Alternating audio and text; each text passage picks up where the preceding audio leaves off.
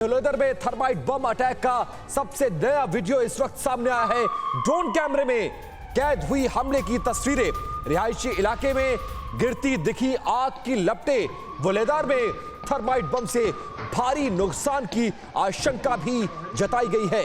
रूसी सेना पर थर्माइट बम के इस्तेमाल करने का यह आरोप लगाया गया है। बेहद ही शक्तिशाली बम होता है और स्टील से लेकर लोहे तक को गला देने में सक्षम माना जाता है ये बम, और उसका इस्तेमाल जो अब तक नहीं हुआ था वो भी होता हुआ यूक्रेन युद्ध में नजर आ रहा है, जिसकी तस्वीरें इस वक्त आपके टेलीविजन स्क्रीन पर सामने है। पूरे का पूरा आसमान चिंगारियों से जगमगाता हुआ नजर आ रहा है और ये थर्माइट बम की वो तस्वीरें जिसका इस्तेमाल हाल ही में रूस ने यूक्रेन के खिलाफ किया है।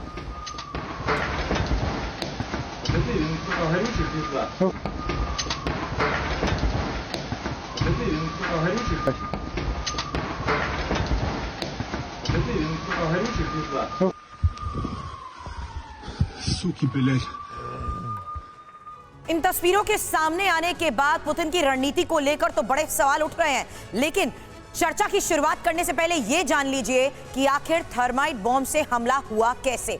BM-21 ग्रेड से NM-22S मिसाइल छोड़ी गई है। इंफॉर्मेशन वॉल पर यहां डिटेल आपको हम बता रहे हैं। स्टेप बाय स्टेप आप यहां समझेगा किस तरीके से हर एक मिसाइल 180 थर्माइट बॉम्ब से लैस बताई गई थी और टारगेट के नजदीक आसमान में ये मिसाइल जिस तरीके से बर्स्ट हुई हैं वही तस्वीर आपको हमने दिखाई। इस बीच इस बर्स्ट मिसाइल के बाद कैसे बड़े इलाके में थर्माइट बॉम्ब से ये नुकसान पहुंचा है। 40 किलोमीटर की इसकी ये रेंज है। 40 किलोमीटर की इस रेंज में अगर ये अग्नि वर्षा होती है तो अंदाजा लगाइए कि नुकसान कितने बड़े स्तर तक पहुंचा है। मेरे सहयोगी मनीष झा इस वक्त हमें ज्वाइन कर चुके हैं। मनीष से मैं सबसे पहले ये जरूर जानना चाहूंगी कि आखिर पुतिन के ऊपर थर्माइट बॉम्ब के इस्तेमाल के आरोप तो पहले भी लगते रहे हैं, लेकिन आज की हकीकत क्या है, और साथ ही हमारे खास मेहमानों को भी इस बीच आपके सामने इंट्रोड्यूस कर दूं। रिटायर्ड कर्नल अनुराग शुक्ला रक्षा विशेषज्ञ के तौर पर हमारे को ज्वाइन कर चुके हैं। साथ ही group captain retired DK Pandey sir भी हमें ज्वाइन कर चुके हैं। पांडे सर, आपके पास ओवरऑल एनालिसिस पर आने से पहले मनीष लेटेस्ट अपडेट आपसे जरूर जानना चाहूंगी, क्योंकि ये अग्नि वर्षा वाकई बहुत घातक है। बिल्कुल सुरभि, और हम अपने दर्शकों को बता दें कि मैंने खुद अपने हाथ में डोनबास में इन थर्माइट बम को लिया है और इसको कंट्रोल तरीके से इसको विस्फोट भी कराया है। तो उसके बाद मुझे समझ में आया कि ये कितना डेंजरस है। देखिए, जब डोनबास में पेट्रोवस्की इलाके में मैं फ्रंट लाइन पर कवर कर रहा था, उस समय यूक्रेन की तरफ से भी इस तरह के थर्माइट बम का अटैक हुआ था। तो थर्माइट बम का इस्तेमाल दोनों तरफ से हो रहा है, रूस से भी हो रहा है, यूक्रेन से भी हो रहा है। और जब इसका इस्तेमाल होता है तो दरअसल चाहे किसी मिसाइल से, हेलीकॉप्टर से, ड्रोन के जरिए बहुत भारी संख्या में थर्माइट बम को नीचे फेंका जाता है और ऊपर से जब नीचे गिरती है तो जिसे आप अग्निवर्षा कहते हैं, उस समय बहुत सारी रोशनी होती है जिसमें आप कहां पर दुश्मन है उसको भी देख सकते हैं। लेकिन सबसे खतरनाक बात यह है कि 2000 डिग्री सेंटीग्रेड तक इसके अंदर का तापमान होता है, और इसीलिए जब जमीन पर पड़े थर्माइट बम को मैंने कंट्रोल तरीके से विस्फोट कराया, जो रिपोर्ट जल्दी हम अपने दर्शकों को दिखाएंगे। तो उस समय हमने देखा कि उसके जरिए कितनी जल्दी कहीं पर भी आग लगाई जा सकती है, यानी पूरे के पूरे इलाके को आप स्वाहा कर सकते हैं। बिल्कुल, और इसीलिए कहा जा रहा है कि ये बम का इस्तेमाल एक बड़े खतरे की आहट है यूक्रेन के लिए। DK पांडे हमारे साथ मौजूद है रक्षा विशेषज्ञ के तौर पर। पांडे सर, मैं ये जानना चाहूंगा कि जिस तरह से थर्माइट बम का इस्तेमाल किया गया और इसकी तस्वीरें भी अब सामने आ चुकी हैं, इसके बाद क्या होता हुआ इस युद्ध में नजर आ रहा है? क्या लग रहा है आपको अब क्या होने वाला है? देखिए, कभी सुनते थे कि everything is fair in love and war, उसी का एक नमूना पेश किया जा रहा है कि अब सीमाएं लांघी जा रही हैं। जो रूल्स हैं एंगेजमेंट के, वो मानव जो हमारे एक ह्यूमन लाइंस हैं उनको क्रॉस कर रहे हैं। क्योंकि जो थर्माइट बॉम्ब है, देखिए ये थर्मल एलिमेंट के बारे में जिसका जिक्र आप इसमें नाम में ही निहित है, जो वहाँ का टेम्परेचर बढ़ाता है और सोचिए कि वहाँ की जो जितनी भी ऑक्सीजन होती है उसको वो सोख लेता है। तो वहाँ पे जो नॉर्मल लिविंग जो चांसेस होते हैं लोगों के रहने के लिए, जनजीवन के लिए, प्राणियों के लिए या वनस्पति के लिए, उनके सबके ग्रोथ पर फुल स्टॉप लग जाता है। तो ये बहुत घातक है, इसलिए कहा जाता है कि इनको प्रयोग नहीं करना चाहिए, क्योंकि अमानवीय हथियार हैं सभी के सभी। और निश्चित रूप से जब ये आयाम हो रहे हैं तो निश्चित इसके पहले जो चर्चा थी कि JDAM बॉम्ब जो है यूक्रेन ने गिराया MiG-29 के मदद से, वो उसके में भी जो बखमुत के पास, क्योंकि बखमुत पर लगभग कब्जा होने वाला ही है रशिया का, और कभी भी घोषणा हो सकती है इसकी। तो उसके लिए जो है यूक्रेन ने एक बॉम्ब गिराया जिसकी चर्चा काफी हुई है, तो वो भी एक मानवता की सीमाएं हैं उनको लांघने का है। तो ये मानवता की सीमाओं को लांघ रहा है रशिया और यूक्रेन पर एक बड़ा संकट मंडरा रहा है। इस बीच एक बड़ी खबर आ रही है, उसका रुख कर लेते हैं।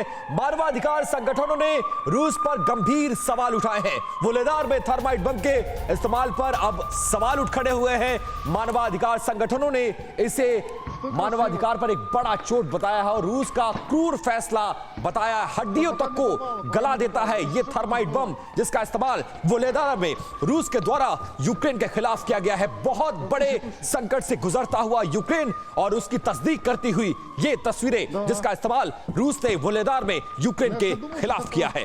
बड़ी बातें विपिन आप इस बीच बता रहे हैं और इसलिए समझना बहुत जरूरी है कि आखिर किस तरीके से और कब कब आग की ये बारिश पहले भी हो चुकी है। हम आपको बता दें ये आरोप कोई नया नहीं है। इस तरीके से थर्माइट बॉम्ब का इस्तेमाल पिछले 1 साल में हालांकि कई बार किए जाने का दावा किया जा चुका है। कब हुई है आग की बारिश? 12 मार्च 2023 जब वोल्दार में इसी तरह से थर्माइट बॉम्ब से वार किया गया, हमला हुआ। डोनेट्स्क में 23 जुलाई 2022 का वो दिन जब एक बार फिर से ये तस्वीरें सामने आई थी। उससे पहले 30 मई 2022 डोनबास पर हुई इस अग्नि वर्षा को लेकर कई बार चर्चा की गई, लेकिन फरवरी 1945 जब हिटलर ने इसे इस्तेमाल किया था और उसके बाद पूरी दुनिया ने देखा था कि किस बड़े स्तर पर तबाही मची थी। दूसरे विश्व युद्ध में थर्माइट बॉम्ब के इस्तेमाल के बाद न सिर्फ इसको लेकर बड़े फैसले लिए गए बल्कि यह भी देखा गया किस तरीके से दूसरे विश्व युद्ध के दौरान 25,000 से ज्यादा लोगों को मौत के घाट उतार दिया गया था थर्माइट बॉम्ब के इस्तेमाल से। क्योंकि युद्ध में थर्माइट बॉम्ब का इस्तेमाल एक बार फिर से बड़ा खतरा बना हुआ है। कितना खतरनाक ये हो सकता है ये भी पहले जान लीजिए, क्योंकि जिस थर्माइट बॉम्ब की हम बार बार यहां पर जिक्र कर रहे हैं, किस तरीके से यूक्रेन दहल गया है। वोल्दार में रूस की तरफ से हुए अटैक की तस्वीर हमने आपको दिखाई। हमले के दौरान हो रही आग की बारिश की तस्वीर ने सबको चौंका दिया। रात के वक्त जैसे ही ये हमला हुआ ऐसा लगा जैसे आसमान से एक ऐसी अग्नि वर्षा हो रही है जिसके बाद पूरा इलाका इसकी चपेट में आ गया, क्योंकि इसका तापमान 2400 डिग्री तक पहुंच जाता है। अंदाजा लगाइए कितना बड़ा नुकसान किस तरीके से यूक्रेन को दहलाने की ये कोशिश की गई है। वर्ल्ड वॉर 2 में इसके इस्तेमाल की जानकारी तो हमने आपको दी, क्योंकि 25,000 लोग जिस तरीके से थर्माइट बॉम्ब के इस्तेमाल से मौत के घाट उतारे गए थे, उसके बाद कड़े नियम बनाए गए। यहां तक कि ह्यूमन राइट्स वॉच ने भी इसको लेकर बड़े फैसले लेने की घोषणा की। लेकिन अभी भी एक बड़ा सवाल, पांडे सर, ये शुरुआत चर्चा जिस तरीके से आपके साथ की, यही हमने जानने की कोशिश की कि युद्ध में सभी नियमों को ताक पर लगा दिया जाता है, लेकिन आज के इस हालात में जिस तरीके से बड़े स्तर पर हमने बताया 40 किलोमीटर की इसकी रेंज होती है, यानी एक छोटी सी चिंगारी सब कुछ खत्म कर सकती है। क्या किस ओर बढ़ रहा है रशिया? क्या फैसले ले रहे हैं पुतिन आज के इस हालात में? देखिए, बड़ा दुखदाई है कि 1 वर्ष पूरा होने के बाद भी हम कहीं नहीं पहुंचे हैं। लेकिन जो अभी जो दूसरी रिपोर्ट्स आ रही हैं, जैसे सिप्री की रिपोर्ट का काफ़ी चर्चा हो रही है पिछले कुछ घंटों से, तो ये एक युद्ध जो है रशिया और यूक्रेन के बीच में ना होकर एक आर्थिक युद्ध चल रहा है, जिसमें कि लोग अपने जो है गिरते हुए जीडीपी को इंप्रूव करने का प्रयास कर रहे हैं। ये बड़ा दुखदाई और अमानवीय है और अब वक्त है संयुक्त राष्ट्र संघ और में सभी लोग आएँ और कहें कि इस पर विराम करें। कहा जा रहा है कि व्यवहारिक रूप से कि पहल कौन करे, और कोई नहीं चाहता कि हम पहला कदम उठाएं, क्योंकि रशिया हार नहीं मानना चाहता और नाटो कंट्री चाहते हैं कि वो हारे नहीं। नाटो कंट्री मतलब अमेरिका और उनका पूरा ग्रुप, वो नहीं चाहते कि हम इसमें विड्रॉ करें, क्योंकि विड्रॉ करना मतलब हार मानना। कर्नल शुक्ला, लेकिन आपको यहाँ पर लगता नहीं है कि जिस तरीके से पश्चिम की तरफ से पहुंचाई जा रही मदद, खासकर मुश्किलें तब बढ़ गई थी जब हथियार तो मिल रहे थे लेकिन उनको चलाना यूक्रेन को नहीं आता था। अब पुतिन उसी बात को ध्यान में रखते हुए ऐसे वक्त में ये अग्नि वर्षा कर रहे हैं जहां उन्हें पता है कि अब बड़े बड़े टैंक्स की भी, बड़े बड़े एम्यूनिशंस की भी डिलीवरी होने वाली है। और लगातार कल भी हम चर्चा कर रहे थे लेपर्ड 2 टैंक किस तरीके से इस वॉर टैक्टिक में बड़ा रोल निभा सकते हैं आने वाले वक्त में। बिल्कुल, ये एक शक्ति प्रदर्शन हो रहा है जहाँ पे एक दूसरे को मैसेज दिया जा रहा है। अभी युद्ध एक दूसरे फेज में कन्वर्ट हो रहा है जहाँ पे कन्वेंशनल वेपन्स जो हैं उनको दरकिनारा किया जा रहा है और एक नई तरह के वेपन को इंट्रोड्यूस किया जा रहा है। और ये एक तरह से वार्निंग दी जा रही है कि अगर आप इसी तरह नए नए वेपन्स लाते रहेंगे तो उनको ध्वस्त करने का हमारे को तरीका आता है और हम इसको किसी भी तरह से बर्दाश्त नहीं करेंगे। ये जो बम दिखाया है आपने, ये इस तरह का एक एरिया वेपन है जो कि पूरे के पूरे एरिया में जितने भी ह्यूमन बींग हैं या फिर कोई भी हथियार है चाहे बड़ा हो चाहे छोटा हो, सबको ध्वस्त करने की क्षमता रखता है। बिल्कुल, और यूक्रेन को एक बड़ा संदेश देने की कोशिश कि जब तक ये जंग रुक नहीं रही है तब तक वो बर्बाद करता रहेगा यूक्रेन। अगली बड़ी खबर, जहां एक दिन में 1090 सैनिकों की मौत को लेकर बड़ी खबर आई। 4 एयर डिफेंस सिस्टम, 8 रूसी टैंक्स को तबाह कर दिया गया और यूक्रेन के राष्ट्रपति जेलेंस्की की तरफ से इसको लेकर बड़े दावे किए गए हैं कि किस तरीके से रूस को अब एक बार फिर से भारी नुकसान पहुंचाया जा रहा है। और इसी भारी नुकसान के बाद रूस ने थर्माइट बॉम्ब का किया है इस्तेमाल। इसी को लेकर हम विपिन थोड़ी देर पहले चर्चा कर रहे थे कि आखिर किस तरीके से अब थर्माइट बॉम्ब के इस्तेमाल के तहत यूक्रेन को बड़ा नुकसान पहुंचाने की कोशिश, क्योंकि जेलेंस्की इस बात को लेकर बड़े दावे कर चुके हैं कि रूसी सैनिकों को खदेड़ दिया गया है, यहां तक कि बखमुट के ऐसे इलाके से उन्हें पीछे धकेल दिया गया।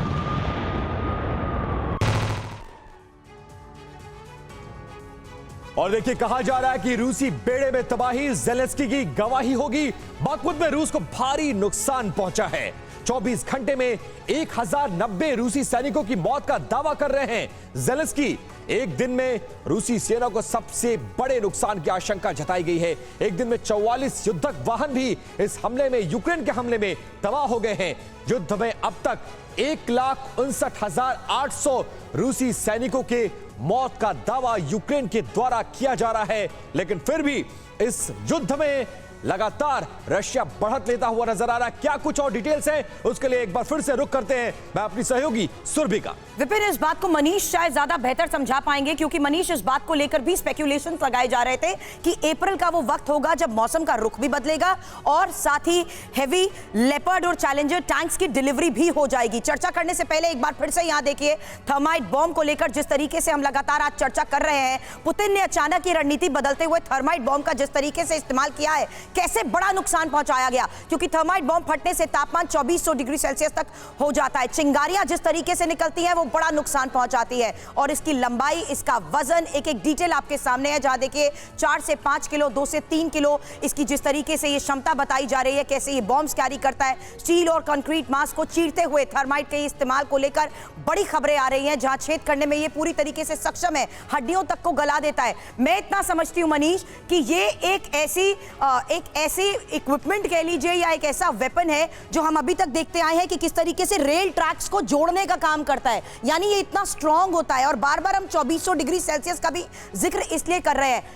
क्या बखमुट इतना क्रूशियल हो चुका है, जहां बखमुट पर बढ़त हासिल करने के बाद यूक्रेन ने एक बार फिर से जिस तरीके से रशिया को नुकसान पहुंचाया है, यही वजह है कि अब ये थर्माइट बॉम्ब का इस्तेमाल किया गया है इस इलाके को टारगेट करते हुए? देखिए, बीते 1 साल के जंग में इस तरह के हथियारों का इस्तेमाल दोनों सेनाएं कर रही है। मैं जिस वक्त डोनबास में था, डोनेट्स्क के आसमान पर यूक्रेन की सेना ने ऐसा किया, रूस की सेना भी ऐसा कर रही है। यहाँ तक कि जितने भी प्रतिबंधित हथियार हैं, न केवल थर्माइट बम, क्लस्टर बम, उनका इस्तेमाल हो रहा है। एंटी पर्सनल माइंस का इस्तेमाल नहीं होना चाहिए, वो हो रहे हैं। पेटल माइंस में आपको बताता हूँ, प्लास्टिक के छोटे छोटे पेटल्स माइंस होते हैं जो एक साथ आप हजारों की संख्या में गिराते हैं। बहुत सारे बच्चे उसे उठाकर खिलौना समझते हैं और फिर वो मारे जाते हैं। तो इस तरह के प्रतिबंधित हथियारों के बीच में अगर मैं आपको कहूँ तो देखिए, बाखमुत में रूस लगभग विजय के करीब है, कभी भी वो उसका ऐलान कर सकता है। रही बात जेलेंस्की के दावे की, तो मुझे लगता है कि जेलेंस्की खास कभी तो कहे 1 साल में कि उसके 1 यूक्रेनियन सैनिक मारे गए। बट मनीष, बखमुट को लेकर इतना ज्यादा क्यों? बखमुट पर कब्जा करना यानी आसपास के इलाके तक भी पहुंच जाना आसान हो जाएगा रशिया के लिए? देखिए, बाखमुत को मैं कहता हूं कि रूस यूक्रेन जंग के लिए यह एक वाटरलू साबित होने वाला है, यानी सबसे अधिक निर्णायक। और ये केवल मैं नहीं कहता, जेलेंस्की ने खुद अमेरिकी कांग्रेस में जाकर यह कहा था कि बाखमुत दरअसल इस युद्ध की तस्वीर बदल देगी, और आज वो तस्वीर बदल गई है। उसका रीजन यह है कि बाखमुत को अगर आप देखें, अगर लोकेशन वाइज, तो बाखमुत में एक तो जैसे ही रूस की सेना की को विजय हासिल होगी तो लगभग 180 डिग्री में 30 किलोमीटर के दायरे में जो है, सो फिर कहीं कोई ऐसी जगह नहीं है जहां यूक्रेनियन सैनिक टिक सके। चाहे वो चासिव यार जाए, क्रामातोर्स्क जाए, स्लोवियांस्क जाए, इन सब जगह पर उसको 30 किलोमीटर पीछे जाना होगा।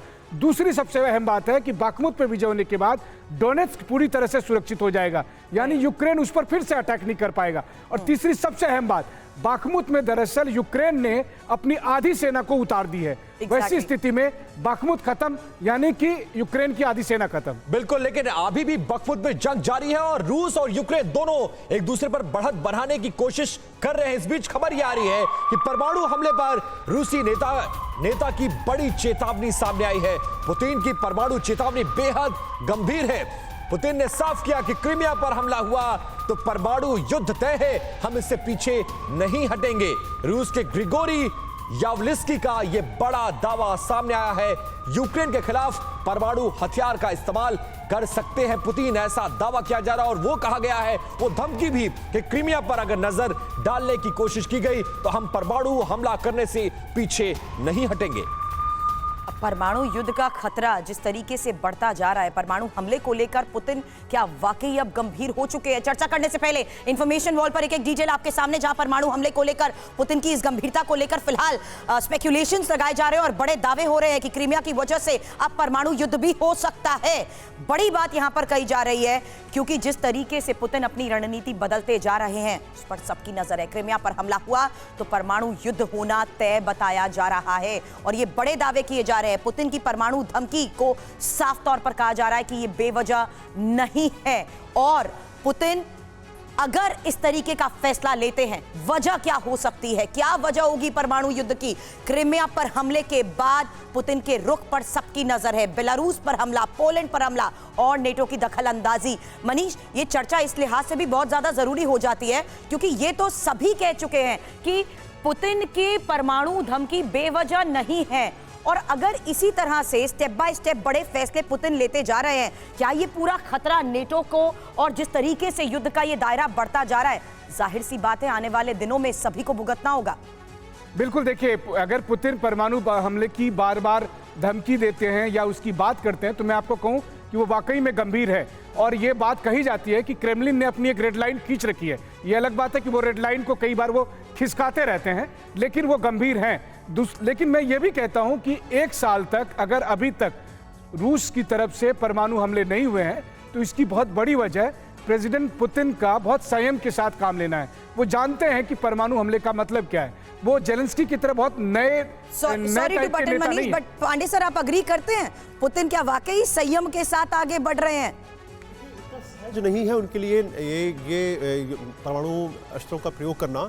और ये ध्यान रहे कि 1945 यानी कि विश्व युद्ध के समाप्ति के बाद से आज तक कहीं भी परमाणु शस्त्रों का प्रयोग नहीं हुआ है क्योंकि सबको पता है कि इससे डैमेज जो है वो बहुत हाई लेवल की होती है। इसमें जान माल और जो पूरा डेमोग्राफिकल प्लस जो वेजिटेशन सबको नुकसान होता है। महत्वपूर्ण ये है कि लेकिन फिर भी हम बात क्यों करते हैं, क्योंकि ये अब एक मिलिट्री का सैन्य आयुध नहीं रहा। ठीक है सर, आगे इसी मुद्दे पर चर्चा करेंगे और आप अपनी बात पूरी करिएगा कि आखिरकार इस युद्ध में क्या चल रहा है और क्या वाकई में इस वक्त पुतिन बेहद संयम से काम ले रहे हैं जिसका फायदा यूक्रेन को फिलहाल मिलता हुआ नजर आ। बड़ी खबर जहां अंतर्राष्ट्रीय क्रिमिनल कोर्ट की पुतिन पर एक्शन की तैयारी है। युद्ध अपराध के 2 मामलों में केस की तैयारी को लेकर सबसे बड़ी खबर, पुतिन पर यूक्रेनी बच्चों के अपहरण के भी आरोप लग रहे हैं। रूस पर आम नागरिकों को कैसे निशाना बनाया गया, इसको लेकर तो लगातार खबरें आ रही हैं, लेकिन इसी आरोप के तहत क्या होगी कार्रवाई? रिहायशी इलाकों पर रूसी सेना के हमले के आरोप के तहत ये इस वक्त की सबसे बड़ी खबर। लेकिन युद्ध अपराध, पुतिन पर आरोप, इसको लेकर इंफॉर्मेशन वॉल पर एक डिटेल आपके सामने, क्योंकि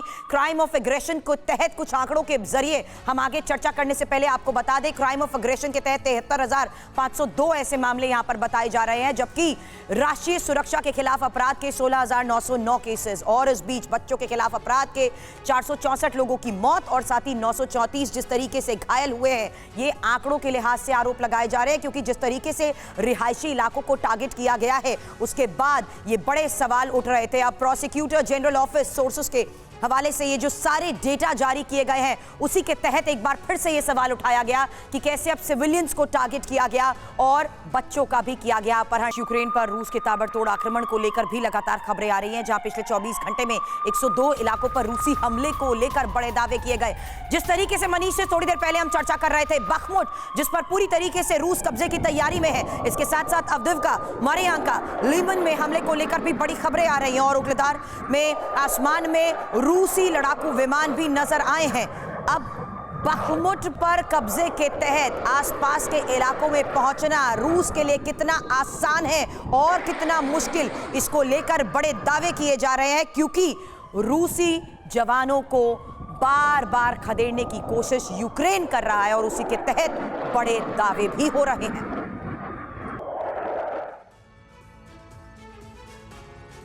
और रूसी हमले में यूक्रेन दहल गया है, क्यों ये कहा जा रहा है उसकी एक एक डिटेल्स देखिए, आपको बता रहे हैं। लीमन बखमुत, अवदीविका और मारियंका, ये वो 4 इलाके हैं जहां पर रूस घातक प्रहार कर रहा है। 24 घंटे में 102 अटैक्स किए गए हैं और माना जा रहा है कि ये बड़ा सेटबैक है। डीके पांडे सर, 2 सवाल। पहला ये कि क्रीमिया को लेकर जिस तरह से पुतिन ने धमकी दी है कि अगर क्रीमिया पर यूक्रेन ने नजर डाली तो परमाणु युद्ध तय है, इस धमकी को कितनी गंभीरता से लेना चाहिए? दूसरी बात ये, जिस तरह से थर्माइट बम का इस्तेमाल हुआ है, उसके बाद अब यूक्रेन क्या करेगा? क्या यूक्रेन भी इसी तरह का कुछ पलटवार करने वाला है? देखिए, बहुत महत्वपूर्ण बात जो है न्यूक्लियर आर्म्स की यूज़ की बात है, तो मुझे नहीं लगता कि पुतिन इस प्रकार का कोई फैसला लेंगे। और इसको उनकी जो एसओपी है, जो डॉक्ट्रिन है, न्यूक्लियर डॉक्ट्रिन है, वो भी नो फर्स्ट यूज़ पर ही बेस है। हालांकि उसमें एक डॉक्ट्रिन में कहा गया है अगर रूस के अस्तित्व पर कोई हमला होता है तो निश्चित उस रूप से प्रयोग किया जाता है, लेकिन उसका निर्णय लेने के लिए 5 लोग हैं, तो इतना सहज नहीं होगा इस्तेमाल करना। लेकिन जैसा कि मैं पहले कह रहा था कि आज न्यूक्लियर आर्म्स जो हैं वो अब मिलिट्री आर्म्स नहीं रहे, ये एक डिप्लोमेटिक आर्म्स बन गए हैं और ये धमकी देने के प्रयोग में पोस्चरिंग दिखाने में काम आ रहे हैं ताकि दुश्मन को दहलाया जा सके और सैनिकों को, जो दुश्मन के सैनिक हैं, उनका मनोबल गिराया जा सके। यहाँ पर हमने अभी चर्चा भी की थी सर, किस तरीके से उस पूरे इलाके में जो कनेक्टिविटी है उसे खत्म करने की कोशिश की जा रही है। लेकिन यूक्रेन के सैन्य बेस पर रूसी हेलीकॉप्टर के एक्शन को लेकर अगली बड़ी खबर हमारे पास है, जहां रूस के KA-52 हेलीकॉप्टर से बॉम्ब बरसाए गए हैं और यूक्रेन के हथियारों से भरे गोदाम पर यह हमला किया गया है। हमले में यूक्रेनी सेना को भारी नुकसान का दावा। कर्नल शुक्ला, जिस तरीके से उस पुल को उड़ाने की खबर आई कि कनेक्टिविटी को या उस जरिए को पूरी तरीके से खत्म कर दिया जाए जिससे एक इलाके से दूसरे इलाके में एम्युनिशन पहुंचे, उसी तरह से सैन्य बेस को भी अब लगातार टारगेट किया जा रहा है।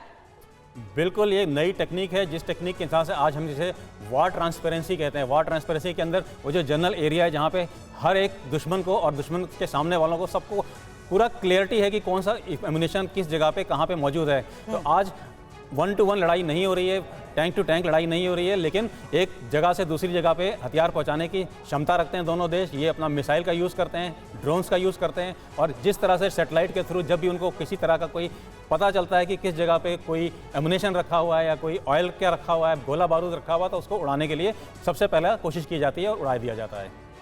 बिल्कुल, तो जो हालात है वो हमने आपको बताने की कोशिश की। हमारे साथ खास मेहमान थे, आप सभी का बहुत शुक्रिया। मनीष, आपका भी शुक्रिया।